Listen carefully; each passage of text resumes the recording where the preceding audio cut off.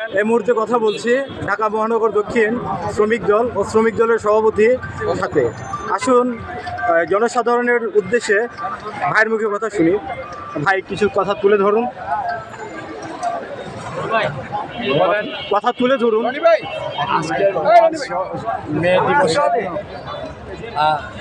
প্রথমে আমি অতি শ্রদ্ধার সাথে স্মরণ করছি বাংলার রাখাল রাজা শহীদ প্রেসিডেন্ট জিয়াউর রহমানকে, এবং তার একটা কথা না বললে হয় নয়। উনি কিন্তু বলেছিলেন যে আমি একজন শ্রমিক, এই পরিচয় দিতে নিজেকে গর্ববোধ করি। ঠিক শ্রমিকের দলের আমি একজন শ্রমিক দল করি বলে নিজেকে অনেক গর্ববোধ করি এবং নিজেকে অনেক কিছু ভাবি এটা নিয়ে যে আমি একজন শ্রমিক। আর শ্রমিকরাই হচ্ছে মূল কথা দেশ গড়ার কারিগর। আর এখানে আমাদের তিনবারের প্রধানমন্ত্রী নির্বাচিত প্রধানমন্ত্রী জননেত্রী মাতুল্য নেত্রী উনিও বলেছেন যে আমি একজন শ্রমিক বলে আমি নিজেকে গর্ববোধ করি।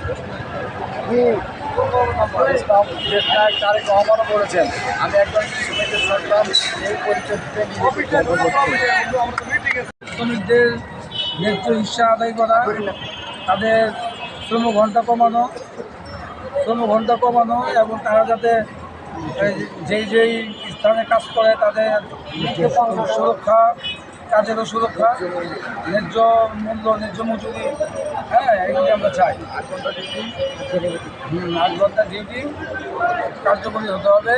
শ্রমিকরা যাতে সর্বভাবে ভালো থাকতে পারে, আমরা সেই কামনা করি।